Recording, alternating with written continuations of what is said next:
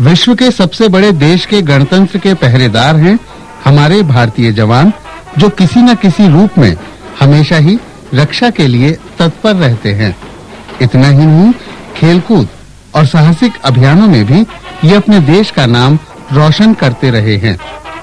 भारतीय सैनिकों का एक ऐसा ही अभियान हाल ही में संपन्न हुआ, जिसमें उन्होंने पाल नौका तृष्णा द्वारा 5 देशों की समुद्र मार्ग से साहसिक यात्रा की।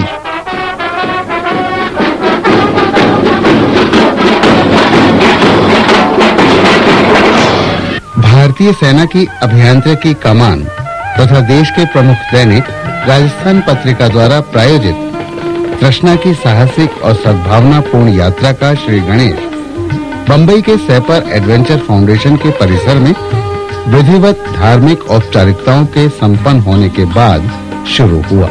इस योजना को साकार रूप देने और इस अभियान को अविस्मरणीय बनाने के लिए राजस्थान पत्रिका प्रबंधन आगे आया और सह प्रायोजक के रूप में राजस्थान पत्रिका ने इस अभियान में अर्थ संबंधी समस्या न आने देने का बीड़ा उठाया।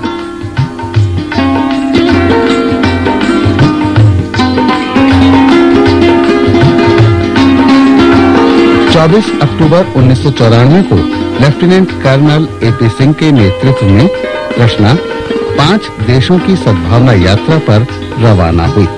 इस अभियान में सहभागी थे major S Shekhar, major SN Mathur, major AK Singh, major RE Kaushik, captain Ravi Singh, captain A Kothiyal, lieutenant J Wandre, नायक के प्रभाकर राव, नायक जसवीर सिंह, नायक बारिंद्र सिंह और इस अभियान दल की एकमात्र महिला सदस्य सेकंड लेफ्टिनेंट दीपा नीता दास। भारत सरकार की सद्भावना और मैत्रीपूर्ण संदेशों को ढोती हुई विशाल समुद्र के सीने पर लहरों के साथ अटखेलियां करती नन्ही सी तृष्णा अपने लक्ष्य में अपराजित रहकर सफल होने की कोशिश करती रही। श्रीलंका, मालदीव, मलेशिया, थाईलैंड और सिंगापुर के जलमार्ग को प्रेम और शांति के अदृश्य मैत्रीपूर्ण संबंध जोड़ने में सफल रही। इस यात्रा में ऐसा नहीं था कि इसकी मंजिल के रास्ते सुगम और सहज थे, किंतु हमारे जाबाज अधिकारियों ने न सिर्फ खतरनाक व्हेल मछलियों द्वारा उत्पन्न संकटों का मुकाबला किया, बल्कि मौसम के विपरीत होने के बावजूद सागर के सीने पर अपनी तृष्णा के साथ अपनी मंजिल मकसूद की ओर बढ़ते रहे। कई बार तो तूफानी हवा और ऊंची लहरों ने तृष्णा को मार्ग बदलने पर भी मजबूर कर दिया। फिर भी सैनिक अधिकारियों के उत्साह में कोई कमी नहीं आई।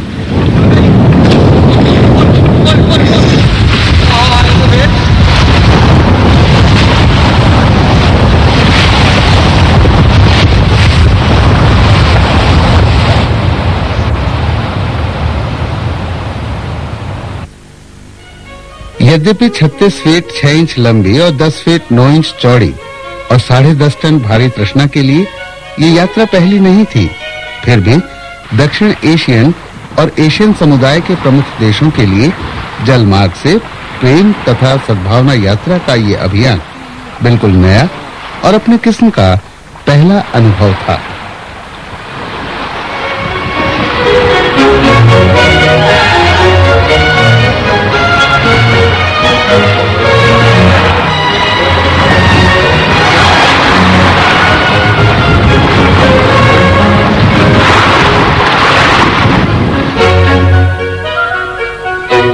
वायु संबंधी यंत्र, दिशा सूचक, स्वीड लॉग, VHF और HF रेडियो तथा सामान्य सुरक्षा उपकरण हैं, जिनकी देखरेख तथा मरम्मत का जिम्मा भी अभियान दल के सदस्यों का था।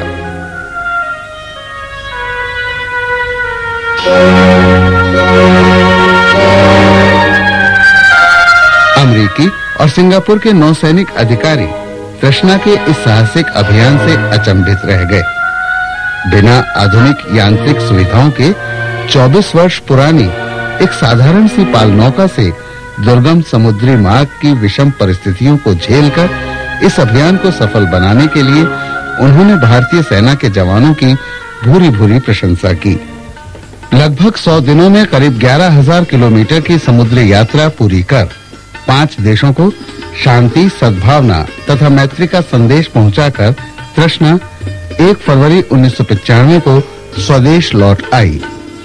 बंबई के गेटवे ऑफ इंडिया पर इस अभियान दल का भव्य स्वागत किया गया। केंद्रीय मानव संसाधन विकास राज्य मंत्री श्री मुकुल वासनिक ने अभियान दल के सदस्यों की अगवानी की। सेपर्स एडवेंचर्स फाउंडेशन के संरक्षक lieutenant general Jagdish Narayan, engineer in chief ने इस अवसर पर कोर ऑफ इंजीनियर्स के साहसिक अभियानों की जानकारी दी और तृष्णा अभियान में राजस्थान पत्रिका द्वारा दिए गए सहयोग की प्रशंसा की। तृष्णा अभियान के सह प्रायोजक राजस्थान पत्रिका के प्रबंध निदेशक श्री गुलाब कोठारी ने अभियान दल के सदस्यों का स्वागत करते हुए बताया कि इस अभियान में राजस्थान पत्रिका की सहभागिता इस बात की परिचायक है कि भारतीय सेना की गतिविधियों में आम जनता भी सहभागी है। तृष्णा अभियान का एक मकसद समुद्र तटीय पर्यावरण का अध्ययन भी था। पर्यावरण चेतना की दृष्टि से इसकी जानकारी लोगों तक पहुंचाना आवश्यक है। इन्हीं तीनों लक्ष्यों को दृष्टिगत रख अपने सामाजिक सरोकारों के साथ पत्रिका समूह इस अभियान से जुड़ा। It is very gratifying to say that Rajasthan Patrika, who are our co-sponsors for the expedition, put their heart and soul into the venture, and we have no doubt in our mind that the Goodwill expedition sailed through so smoothly only because of the unstinted support extended by the Patrika. Mr. Gulab Kothari, Managing Director, who took all the trouble to be with us Krishna, not only at the time of sailing out, of flagging in today, but also we present in Singapore to welcome the crew and encourage them at that